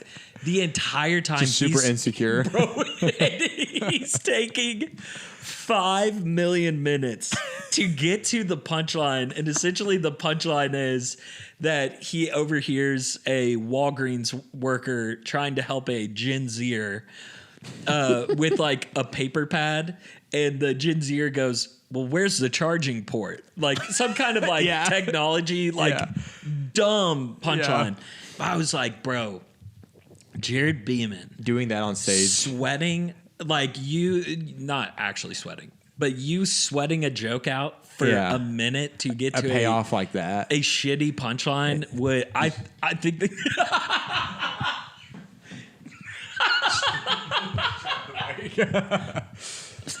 thought that would bring the house down. Am I right? I was like, dude, that premise is so funny. It goes with the Norm Macdonald. The what are those called where you roast someone? Yeah. The Andy Samberg shitty roast. Oh my God, the Andy Samberg at the Justin Bieber one, yeah. Oh, dude. I did a little bit the first time I performed. I would like this is almost out of being insecure, where I was like, it's kind of a defense mechanism. I kind of would pause for laughter at points where I knew it wasn't deserved. Like, I think I told you, like, where like the joke is about a story at work, like busting with the boys. So I think I told you, like, I was like, so I work at like, and it's not it's not funny. And I was just like, so I work at this podcast, like busting with the boys. You all ever heard of it? It's kind of like, and like nothing. Like, you do that? Yeah, and I did that, and then like it got like a woo, and I was like, yep, like that's what that deserved. Brother, I'm telling you, if I went to one of your live shows and you were doing those stops, I want to do that where the whole thing is just like what you're saying, like insecure, and then if you ever need a laugh track, please invite me to your shows, because I'm gonna belly laugh when you do stuff like that. I told you about the old guy that the first open mic I went to. He just did karaoke. Yeah. Where he went after me, and I was like, there's 5 people left when I went, so there's like 3 of us left, and he did like 1 or 2 jokes that weren't hitting, and he's like, fuck it, I'm getting my 4 minutes in. He's like, there's a band, he's like, can y'all just play? I forgot that it was 4 minutes. Yeah. Also, okay, I have 2 questions for you. One, the bet with Taylor. I feel like I'm gonna try to have him on next week to talk about it. Okay. Yeah. Because my question is, as a fan of the JBP, where is this going? Where is this going to lead as far as you're going to be going up on stage at Zany's, correct? For an hour? Is it an hour set? 20 minutes. 20-minute set at Zany's. There's something I want to say, but like I don't even want to say it out loud because if Taylor sees this, it won't be good. He'll take it as a challenge. I'll just say it. I'm not going to make a clip of this, and I don't care if you tell him. But I've been holding this back. I'm doubting Taylor. I don't think he'll actually put this together. This whole bet in my head, I've been like, Taylor's not going to organize a show. I shouldn't have put that into the air because if he ever finds this, he'd be like, oh, I'm not. And even if he doesn't, he'll just hire someone to. He will figure it out. I will say this about Taylor. That's not a diss on Taylor. No, I just mean like I don't think I'm important enough for him to like organize a show for. I will say this, and this to add to the lore of Jarod Beeman for the listeners out there. The relationship of Taylor Lewan, former left tackle of the Tennessee Titans, Hall of Fame left tackle, talent-wise, legend of the game. Taylor Lewan loves Jarod Beeman. There's a lot of people out there that love Taylor Lewan, and he is a very friendly guy. He is friends to many, but he loves you. He does. I do love him. Y'all's friendship, like Jarod and Taylor. I think it's because we're so opposite. Y'all are so but opposite. At the same time, at the core, like me and him actually have the exact same sense of humor. Yes. Y'all are very similar, but in different bodies, backgrounds, you name it. I don't know where it happened where he like I'm not like trying to it's not a glaze, but like yeah, I feel like we really got close Y'all out have. of nowhere. I think it was the first time I went to Vegas. Which wasn't that long ago. Y'all are very and you can go into Vegas more, but just to put a pin on like my thoughts of y'all. Y'all are the most. You think he'll do it? Yes, y'all are the most big brother, little brother I've ever seen. Y'all's banter back and forth with each other when you're not even trying to be funny is hilarious. Y'all are like siblings. May have started with the douchebag thing. That might be like where I got him. And he was already starting to like you, but that stuff like that. He is 100% the opportunity to try and have you squirm. That is true. / he knows that you're passionate about this stand-up stuff. He is so supportive of this. Oh, he's so nice and supportive of this. Brother, I'm telling you right now, this is the Zany's thing will 100% happen. Damn it. I'm more so looking for clarification of the parameters. So it is 20 minutes at 20 minutes. Zany's. Yeah, and if I got a 6-pack, he would give me $5,000 and I wouldn't have to do 20 minutes. That's not going to happen. That's been abandoned. There's a picture of me. I had a trainer. Shout out Coach Barnes. I shout you out every couple of weeks. Coach B. I'm sorry I failed you because I haven't texted you back in a while, but I love you, Coach B. He got me to a point where I'm not going to put the picture on the screen, but there is a picture. I think I've shown all y'all. I took it in the office where I like have the outline. You of have abs. to put it on screen. No, I'm not. No one can ever say that picture. But you look good. I am flexing as hard as I can because this trainer was smart. He had me like send him update pictures every now and then, and he's like, push out, like look as bad as you can. He's like, never look at yourself flexing. I don't want you to see what that looks like. Then when he cut me down like 22 pounds, he's like, send me a picture with you flexing as hard as you can, so then I can like see where I. This sounds like so like sus, but he's like, so I can see where I should cut more because he like had my diet dialed. Where he's like, eat all right this week, like cut a little bit of this, and like he like was molding it via across the country. The day he had me send him a picture of me flexing, and I realized I was like, I kind of have abs. That it was over. He was smart. I should have never seen that because then I was like, oh, I have abs, like because I kind of had them, and then like that day I probably just gave up. Yeah, like and I should have never done that, but yeah, I gave up on the bet. But in the back of my head, I always kind of wanted to do comedy. The bet has nothing to do with me doing comedy, but it kind of is a twofer. But even though I do not want to do 20 minutes, Taylor also, like how nice and supportive he is. When he found out I was doing comedy, he's like, "When do you do it?" And I was like, "I don't want to tell you the details because I don't want you to show up." And comedy is such a weird space where it's like if you get any kind of handout, it's very frowned upon. So I'm trying not to get any handouts, even though like people like Taylor are really nice and could help me if I wanted to. Like I need to earn my stripes a little bit before I take any favor. You know what I mean? I love that mindset. Like I shouldn't do one open mic and I'm like, all right, Taylor, get me booked somewhere. Because before I'd ever done an open mic, he's like, where are you trying to get up at? And I was like, I'm going to try at Zany's, their open mic, which I've since found out is very hard. Obviously, it's the most sought after one. The chances of getting up there, people have told me it's like once every like 4 months if you go every week. It's really hard to get up there. I told Taylor, I was like, yeah, I'm going to try to get up at Zany's. He's like, okay, I'll just call the guy. And I was like, no, don't do that. And he's like, I know the owner. Like, I'll just call him and you'll get up every week. And I was like, that's just like how nice he is. And he's like, I'll do it. Like, I can get you the club. Like, you want the club for a weekend? I'm like, dude. Like, he's just so, and I had to talk him out of calling the guy. I was like, please don't, dude. Like, if the host is like, and we have a special note here, the owner of the club wants Jarod Beeman to perform. You know what I mean? I bomb. It's like everyone's like, who the hell does this guy think he is? Boo. So yeah, dude, you would almost be going up with this guy better bring the fucking house down. And I'll tell you what I'm doing right now. I'm not bringing the heat, but I shouldn't be yet. Yeah, well, I love that you're earning your stripes. Yeah, I need like. Not to glaze Sass from Son of a Boy Dad, but like people hated on him so much when he started comedy. Not like he's said this, I think, that like people were really hating on him because he was like already popping on the internet and then he started comedy. He didn't take handouts, but like he was popular going into comedy. We're like comedy aficionados. We're like, oh, this dude, just an internet dude doing it, but he did it like the right. Like he did open mics for a long like years, and then like booked his own shows, and like he's done it the right way, and like he's become, I think, wildly successful. Even if like, I don't know, it's a weird Barstool trend. Like Barstool fans love to just like hate on him, but I think it's kind of turned where people like him now. Yeah. I think he is hilarious. Me and Mackenzie went to like a sold out club in Atlanta that he'd sold out like 3 shows a night for like 4 nights. No like, way. He is crushing it.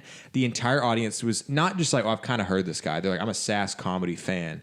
And he like annihilated. Like the entire time I was laughing harder, if not harder than like going to see Shane Gillis. Like really so funny. And he hasn't put out any kind of specials or anything, but I think when he does, I think Sass is going to blow up. Also Francis Ellis, unreal how funny he is too, just to give him his flowers. Because that was really fun to go. That was my 3rd comedy show ever, was the Sam Morril comedy show. Yeah, he's unreal. You and Taylor and I and Jill went to. Yeah. And dude, I was laughing really hard. You were laughing too. Was Sass having you laugh harder than Sam Morril? On it, like nothing on Sam Morril, because I love Sam Morril, but like Sass was, I was just dying. I mean, Mackenzie was too, just dying the whole time. Also, they're very different style. Oh yeah, for sure. This is such a small random thing, but you know that Comedian Discover page? Yes. Shout out Comedian Discover Josiah.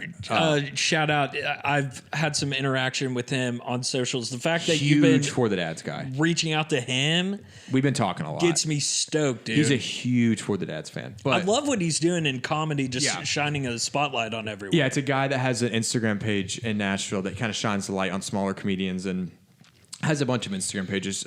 At Comedian Discovery, I think, is his main one. But anyway, it's just how small of a world it is. Do you remember when we sat down at Sam Morril? Like we were sitting right in the middle, and Taylor was talking to a guy to his right for like 30 minutes. Was that was him? The comedian. That was Josiah. That was the guy that runs the page. You're kidding? Because he was sitting right next to Taylor. Yes. Because he told me, he's like, dude, I actually met Taylor at a comedy show a while back, and I was like, oh, what show? And he's like, Sam Morril, and I was like, did you meet him like in the hallway? He's like, no, I sat to his right. Like he was talking to me more than I was talking to him. I was like, dude, I was sitting to Taylor's left. Like I remember that whole thing. That's crazy. Because I remember you and Jill talked for a while because Taylor was talking to this, who I thought was a fan. Well, I guess he is a fan, but like a good, like a normal dude. Fan, I feel, it feels like too little of a title for like, I almost consider him a friend now. I talk to him a lot. I know what you mean. Like a fan of Tennessee football and Tennessee football player Taylor Lewan. Yeah. Not like content. Yeah, like this dude was bugging me. I mean, I'm a fan of his page now, but yes. Yeah, just small world. It's just funny that he was the one sitting to Taylor's right. I'm excited now for comedians to come on. Very opportunistic of myself to be like, I'm excited for this. Comedians come on to this? No, well, I would love that, but like of bussin', because now I hope like because they always used to ask me to come on the bus when comedians would come on, Yeah. and now I'm like almost excited for I'm hopeful that there's like these awkward interactions where they're like, well, he's a little stand-up comedian, you know what I mean? Like, and like I almost want I want to kind of get roasted by like one of these guys like Sam Morril or like Mark Norman, because I used to sit like I always would sit in when comedians are on there, and now I'm excited like that I've dipped my toe in it a little bit to hopefully like come up with some questions for them or something, because Will and Taylor used to ask me like bring some questions for the comedian, and I used to never have anything, and now I feel like I'll have a little bit of something to try to ask them or something. That's going to be fun, dude, in the off season when we have those types of guests. I'm so excited. And it seems like Sam Morril has had like, you know, enough interaction with the show. I feel like he might be a repeat guest. I am so. Speaking into the ether. I don't know anything. I mean, I feel like we had a really fun time with him. Like we hung out with him all night that night. Not all night, but like we hung out in his green room for a while after the show. Have you met Shane Gillis? No. Okay. Oh. I met Shane Gillis before I worked at Bustin' with the Boys. I met him at Barstool when he did the case race where I met Will there too before I ever worked for Will. The case race where Shane Gillis is like blackout That's drunk. right. Everybody's blackout, like Sass and everybody. And there was a fight between Shane and Stephen Che. I like helped kind of break up that fight. Not physical, but like kind of got him out of the room. If you watch that and you look in the glass window, anytime they cut to that one, I'm like kind of back there doing nothing, but... That still blows my mind. Wait, have you met Shane? I have met Shane. This would be interesting for the podcast, but I'd also tell you the story. So are you genuinely, you're like, have you met Shane? Did you hear about? No. Oh, okay. This isn't some crazy story, but it is fun. And I think it kind of does peel back a layer of like you approaching comedians and talking to comedians, opportunity that you have with Bustin' with the Boys and some of the guests that they have. When we were at A&M in College Station, Texas, we went to the Notre Dame A&M game, and Shane legitimately hit up Will and Taylor and was like, hey, before the Notre Dame Texas A&M game, I have this Airbnb that I'm staying at with my fam. Y'all should come over and like watch football. Yeah. I've never heard this. You've never heard this? I don't think so. So it was like me, Jack, JP, Mitch, and Will and Taylor. We roll in there. Vibes were so casual, dude. It was like Shane and like 6 of his cousins, his dad, his uncle. There's pizzas on the kitchen counter. It's like morning time. Like nobody, like there's probably some like drinks and stuff. But nobody, like, it's just a fun kickback environment. Like, you would come over to my house during the falls and, like, watch football. And, bro, talk about an approachable dude, Shane Gillis, of, like, talking with all the production team of Bustin' with the Boys. And JP was talking about it when he was on. He was saying he's, like, unreal.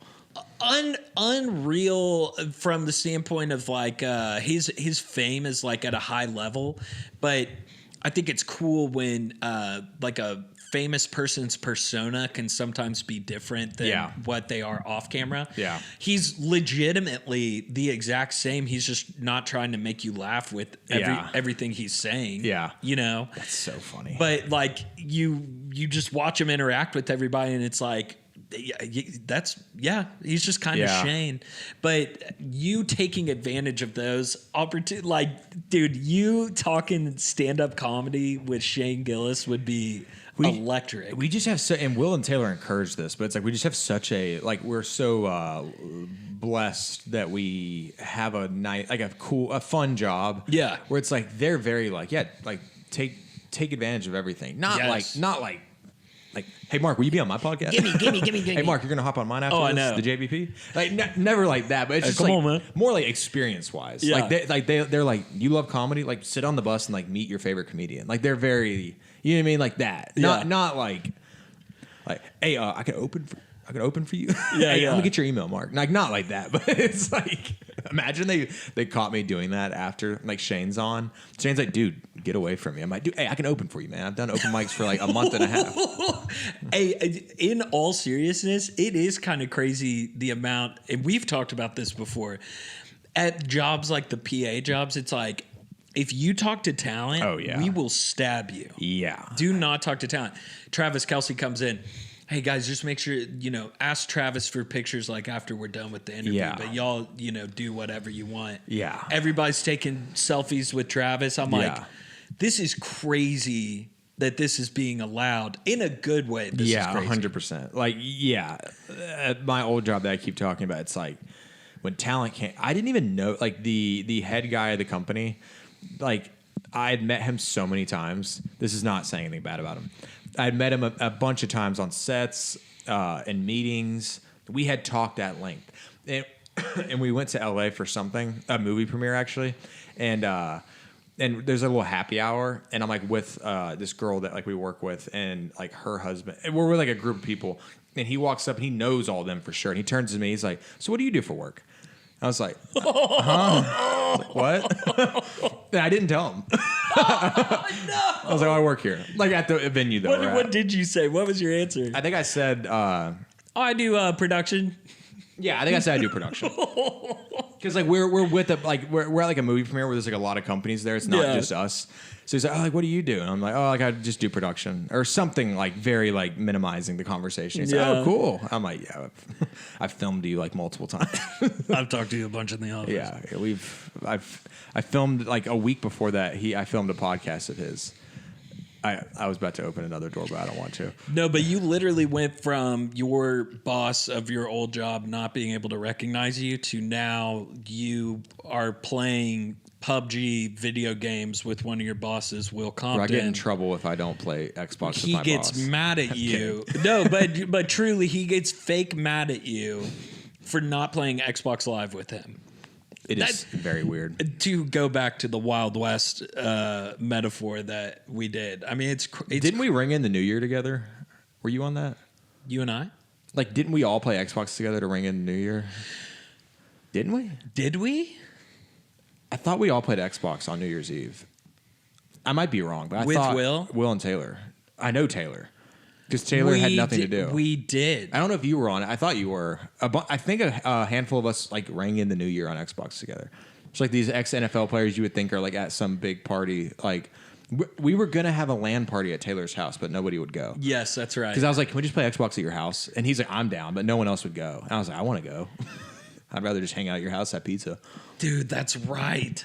And we do need to have a LAN party at the office. I know that we've brought that up a bunch, but legit. Okay, another thing. LAN party at the office would be a lot of fun, but we need to stream us playing PUBG.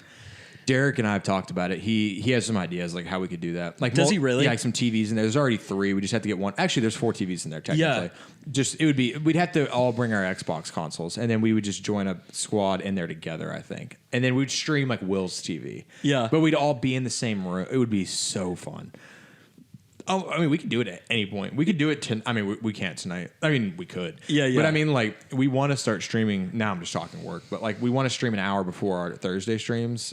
And he's like, I just want someone playing video games for like an hour. Like, it'd be kind of fun to intro the Thursday night football. Oh my god, we just play PUBG one night. Yes, might do it tonight. We should. I think they're having Jeremy and somebody else play. No, I'm gonna play PUBG. Yeah, I'm playing PUBG. Jeremy's not gonna do that. I'm playing PUBG. Just kidding. I'm trying. Let me see how long we've been going. How long? Hour 42, but that's like with the breaks. Oh, nice. So probably hour 30. Yeah, hour 30. You think we're good? Yeah. I didn't mean to cut us off. No, you're not. You're not cutting me off. Definitely the longest one I've done by a lot. I did 15 minutes last week. With who? By myself. Oh, yeah. When I do solo ones, I can't talk for more than like 15, 20. I might have done 13 minutes. Can I ask one last question? Mm-hmm. We can talk all day. Okay, so with the stand-up comedy that you're doing, what is like the future direction of the page? Like what's your goal with your YouTube page as well? Because I know that you're diving into that a lot. Fully just this podcast. Okay. Like every upload is only this podcast. I've like thought about, I'm like, do I want to do other things? Because I liked my pages I was doing before. Yeah. Where I like would dive into but like it got to a point where like I love doing it, and then like the second it felt like a chore, where I was like, I gotta write a video today. I was like, is there any other direction I'd want to take the channel?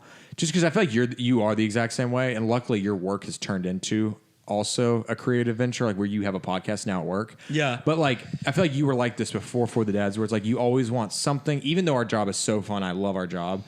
In my head, there's just like an itch to always do something on the side where I'm like, I just need to be pursuing something. And it was the channel before where I did like the comedy deep dives. And then randomly just one day out of nowhere, I was like, I kind of want to do comedy.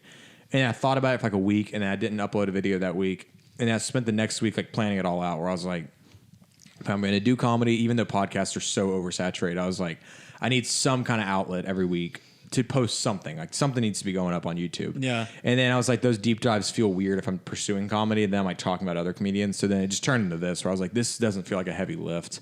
And this like could eventually, I don't know how to work, but it's like an outlet to like try out material and like, even though it's not like an audience, but like see if I say something funny and people think it's good in the comments and say, okay, I can try that at an open mic. I haven't really done that yet, but that's like kind of the goal is like test material on here. Hopefully in a perfect world, like have other comedians on.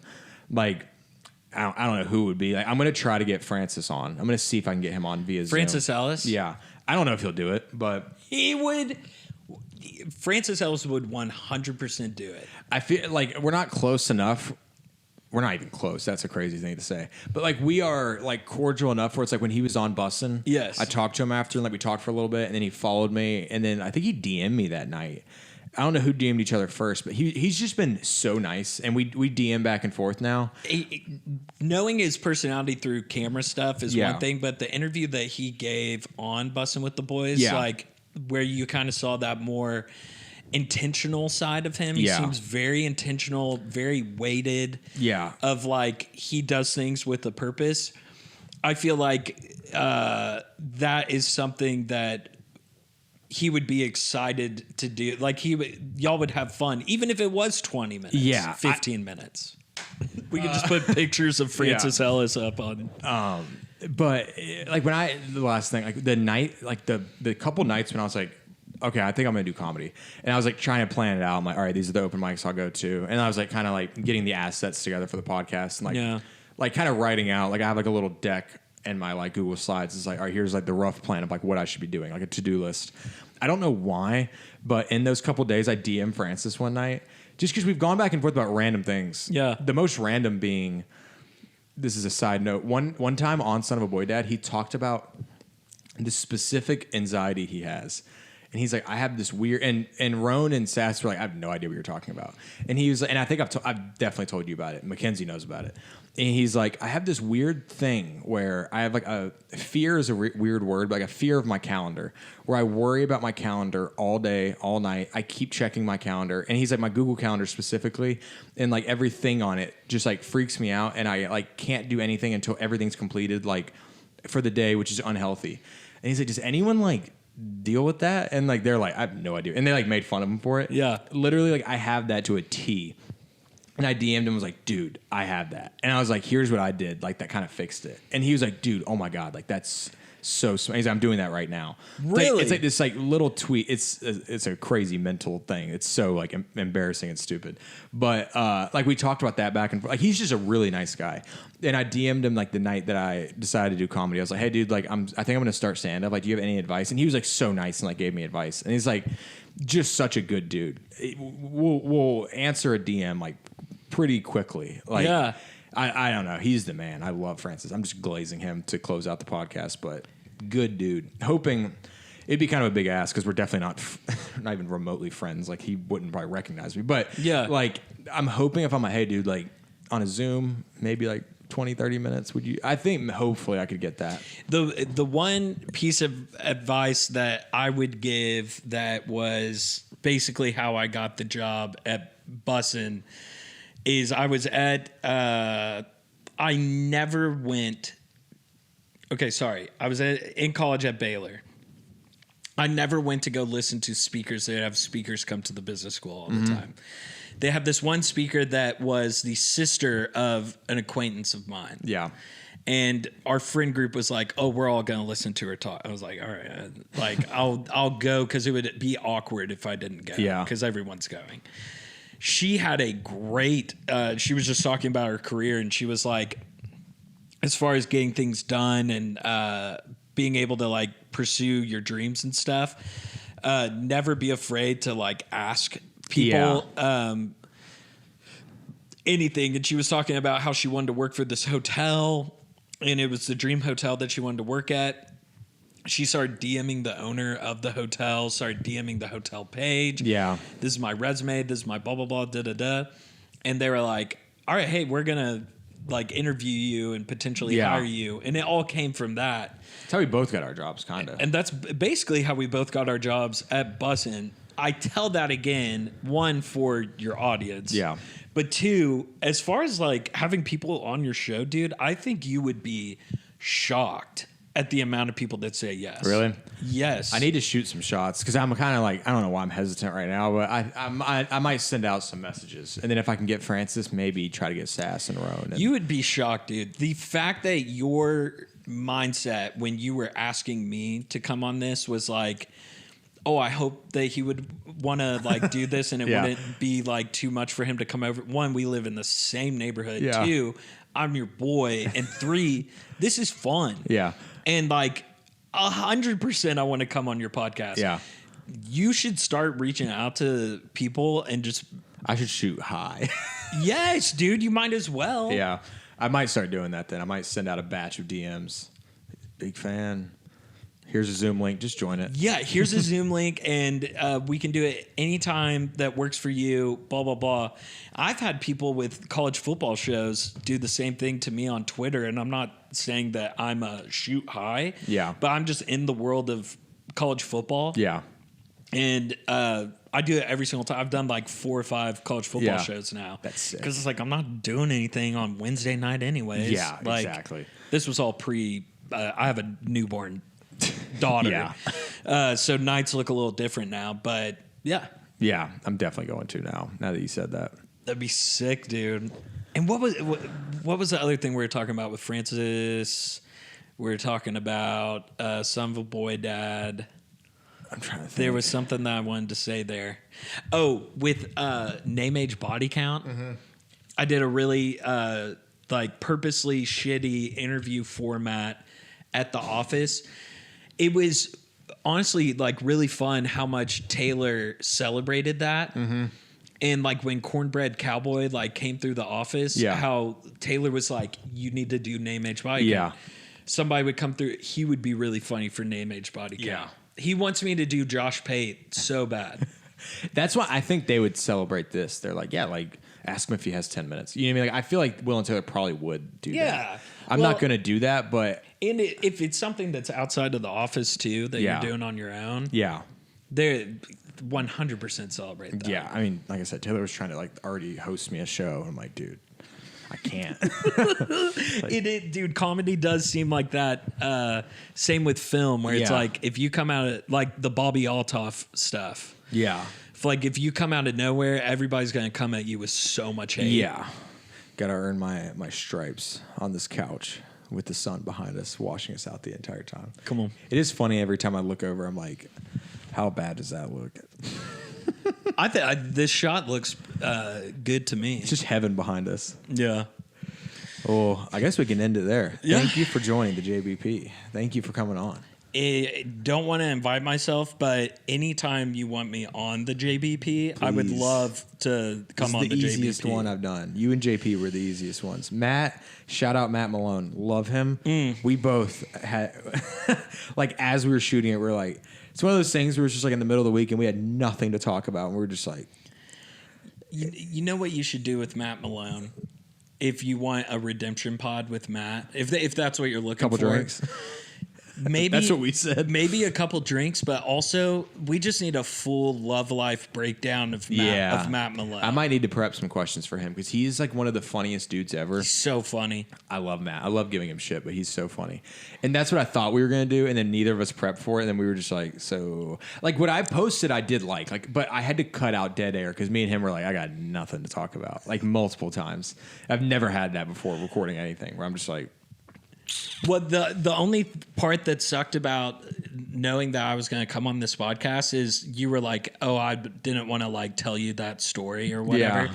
I did feel like I was avoiding you in the office almost purposely this week because I was like, Oh yeah, I'm doing that podcast with Jarod. I don't want to like do too much interaction with him to where I'm all caught up on like what's going on with Jarod. I didn't want to tell you the open mic thing. I didn't want to tell you the peas story. And there was one other thing the homeless thing. That was last night actually. But I was like, I can't tell Sherman these stories this week because I need to like organically say it on the pod. But that's the only thing that stinks with podcasting. Yeah, it's like you don't want to talk outside of it. Yes, with Will, I have so many little moments with our. He has 2 daughters. I have a daughter.